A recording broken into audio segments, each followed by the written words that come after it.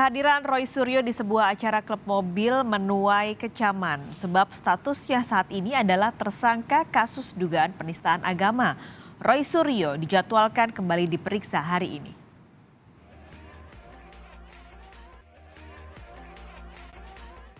Pelapor Roy Suryo terkait kasus dugaan penistaan agama Mem Candi Borobudur kecewa dengan viralnya video Roy Suryo.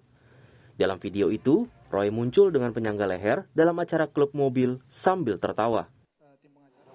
Pelapor meminta polisi bertindak tegas dan adil untuk proses hukum Roy Suryo yang kini telah ditetapkan sebagai tersangka kasus dugaan penistaan agama. Pelapor juga mempertanyakan status Roy Suryo yang belum juga ditahan. Padahal telah menjalani pemeriksaan sebagai tersangka 2 kali. Istilahnya kita nggak mau menyakiti lah siapapun. Ya, jadi datang sehat, keluar pakai kursi roda, panggilan kedua datangnya udah pakai penyangga leher, tambah kasihan kita gitu kan. Nah udahlah, kita pikir ya udah mungkin dalam kondisi yang sakit dan kita juga menghargai, menghormati apa yang diambil oleh pihak penyidik pada saat itu, ya kan, mengenai tidak dilakukan penahanan pada saat itu, ya kita juga hormati. Kita masih menunggu proses hukumnya bagaimana dan kita mengharapkan proses hukum itu adil seadil-adilnya. Roy Suryo membenarkan kehadirannya dalam acara itu. Namun ia menyebut kehadirannya adalah salah satu cara untuk menghilangkan stres. Melalui pesan yang dikirimkan pengacaranya kepada Kompas TV, Roy Suryo meminta maaf atas kejadian itu. Mohon maaf jika kehadiran singkat saya di acara MBSL hari Minggu kemarin menjadi tidak berkenan bagi pihak-pihak tertentu, terutama kepolisian RI karena saya masih dalam status tersangka. Meski sebenarnya saya tidak melakukan perjalanan keluar kota, apalagi ke luar negeri. Hari ini, Roy Suryo rencananya kembali dipanggil penyidik Polda Metro Jaya untuk diperiksa. Namun polisi menepis kabar pemanggilan Roy Suryo terkait kehadirannya di acara klub mobil. Tim Liputan, Kompas TV. Informasi terkini soal pemeriksaan mantan Menpora Roy Suryo kita akan tanyakan pada jurnalis Kompas TV Valentina Sitorus, saat ini sudah ada di Polda Metro Jaya. Valen, apakah Roy Suryo siang ini sudah datang untuk kembali diperiksa penyidik Polda Metro Jaya? Ya, selamat siang Pak Skalis. Sampai dengan saat ini hingga kami melaporkan kepada Anda belum ada tanda-tanda terkait dengan kehadiran tersangka kasus dugaan penistaan agama Menteri Pendidikan dan Olahraga ke-11 Roy Suryo ini ke di Treskrim Sus Polda Metro Jaya.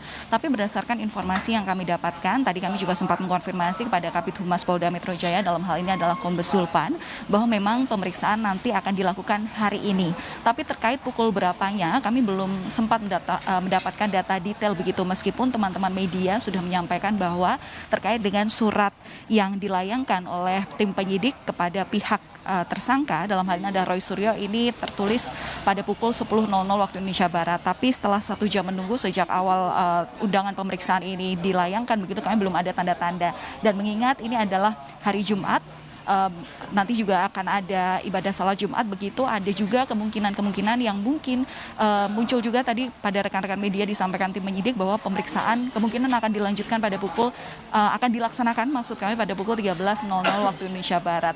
Kemudian terkait dengan pemanggilan terhadap Roy Suryo ini, apakah kami juga sempat mengkonfirmasi tadi kepada Kabid Humas Polda Metro Jaya, apakah pemanggilan ini merupakan buntut viralnya video daripada Roy Suryo yang kemarin pada tanggal 31 Juli 2022 mendatangi acara yang dilakukan atau diselenggarakan oleh komunitas Mercedes-Benz SL di kawasan Tol Jagorawi kilometer 11 ini. Belum ada respon juga dari Kabid Humas. Dalam hal ini adalah Kabid Humas tidak menjawab pertanyaan yang sudah saya layangkan. Kemudian kami juga sempat menanyakan apakah juga dengan kabar viral dan juga dengan pertimbangan atau permintaan terkait menanggapi permintaan dari komunitas umat Buddha yang berharap keadilan dari pihak kepolisian ini juga tidak mendapatkan penjelasan. Yang jelas jika mengutip daripada keterangan pers yang disampaikan oleh Kabid Humas saat pemanggilan atau undangan pemeriksaan kedua terhadap Roy Suryo saat sudah ditetapkan sebagai tersangka, pihak kepolisian dalam hal ini tim penyidik menyebutkan bahwa kasus dugaan penistaan agama ini akan tetap berlanjut hingga tahap persidangan. Artinya hingga saat ini tim penyidik jika melakukan pemanggilan terhadap Roy Suryo ini adalah upaya untuk melengkapi berkas perkara. Tapi ketika saya juga tanyakan sudah sampai mana berkas perkaranya, belum dijawab sampai dengan saat ini Paskalis, sehingga nanti yang jelas tim penyidik menyampaikan bahwa jika berkas perkaranya sudah lengkap, tentu berkas perkaranya akan kemudian dikirimkan ke pihak kejaksaan dan kemudian masuk ke tahap 2, lanjut pada proses persidangan. Paskalis. Valen, bagaimana dengan potensi penahanan di panggilan hari ini? Karena kita tahu ini adalah pemeriksaan ketiga dari Roy Suryo sebagai tersangka. Akankah ada penahanan hari ini? Ya, ini juga informasi yang ditunggu oleh rekan-rekan media yang sudah dari tadi pagi menunggu kedatangan Roy Suryo dan kemudian keputusan apa yang akan diberikan oleh tim penyidik terkait dengan kasus dugaan penistaan agama yang dilakukan oleh Roy Suryo. Jika melihat pertimbangan tim penyidik kemarin berdasarkan proses pemeriksaan yang sudah dilakukan 2 kali begitu dengan Roy Suryo datang kooperatif untuk menjalani pemeriksaan, pertimbangan untuk Roy Suryo tidak ditahan adalah karena masalah kesehatan atau telah memenuhi syarat subjektif dalam Kitab Undang-Undang Hukum Acara Pidana yang memang menyebutkan bahwa atas dasar Roy Suryo yang kooperatif kemudian tidak akan melarikan diri dan tidak akan menghilangkan barang bukti. Ini juga diyakini bahwa dirinya tidak Roy Suryo di dalam hal ini tidak akan pergi keluar kota atau luar negeri, makanya pihak penyidik percaya bahwa Roy Suryo dapat terus diperiksa oleh tim penyidik, dapat terus terdaftar dalam radar pemantauan, kemudian tidak ditahan.